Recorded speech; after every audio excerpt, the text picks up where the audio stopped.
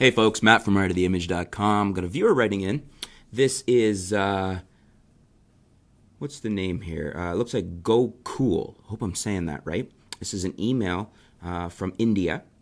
And he says, "Hi Matt, this is Go Cool from India. I do watch your videos regularly. Great content and help. Hats off." Big smiley face. Thank you. As I'm planning to buy new camera, upgrading from the Nikon D7200 I bought 3 years ago, I've selected two cameras that cost around $800, which are the Sony A7 and the Nikon D7200. I'm buying it mainly for portraits, weddings, and fashion lifestyle shooting. So I'm a little confused over the image quality of both. I know it's mirrorless versus DSLR and full frame versus crop sensor, but if you could compare both in the image quality, what would be your selection for this price range? Sony is great for folks peaking in zebra and lens compatibility with adapters, but I am used to Nikon's menu system and it takes a huge step for Sony. Please do make a video about this, Matt. It would be so good if you did. Thank you. Well, thanks for your question, and I am making a video about it. It's an interesting question because, like you said, we're not comparing apples to apples here, but it's the two cameras you've narrowed it down to. The D7200 is a great camera. Regular viewers, probably yourself included, will know that I like the camera. I've talked a lot about it. I've recommended it a lot. It's one of the best performing APS-C sensors out there, cameras with an APS-C sensor. Nikon calls those DX, and I would have no hesitation using it professionally. The conundrum comes in, the confusion, or the comes in when you compare it to a Sony A7. Earlier generation, I'm assuming you're meaning the original A7, but full frame. And when I'm shooting portraits, and probably fashion too, I like full frame because I like to be able to use an 85 f1.8 or an f1.4. I really like the Nikon 85 f1.8G, and I would use that in combination with the D610 for the best budget full frame out there. The D810 is probably one of my favorite cameras of all time, and now the 850. But you know, if you're being value oriented, the 810 is you can have it, you can buy it for a much better price.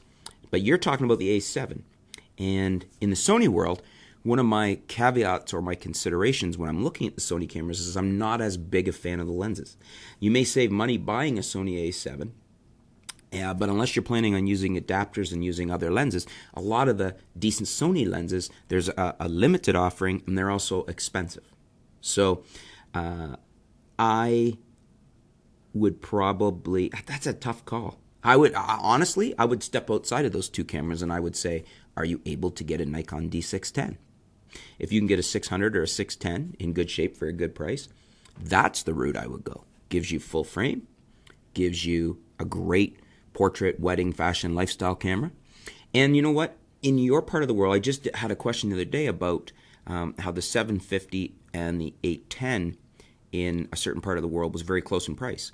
So maybe if the 810 or the 800 is close in price, that would be the route I would go over the 610. So that's what I would look at. I'm hesitant to recommend the A7, even though it is full frame, because for me, in my opinion, I'm not a big fan of the lens system from Sony. I also don't really like the flash system as much. I think the Nikon flash system is much better. And because of that, I would stay, I wouldn't have a problem with you using the D7200, but full frame is nice, and if you could get a 610, then I think I would go that route. Probably shoot the 24-120 f4 coupled with the 85 f1.8G. That would be a good starter set of lenses. And your point about the menu system and moving over to Sony's. Sony's more like using a computer when you're working with the camera.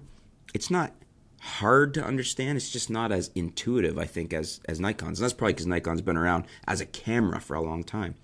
So yeah, that's what I would do. I'm going to throw it back to you guys, though.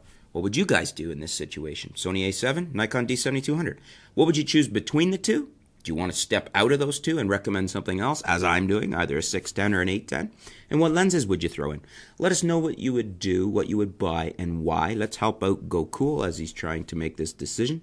Again, he's trying to shoot, he wants to shoot portraits, weddings, fashion, and lifestyle.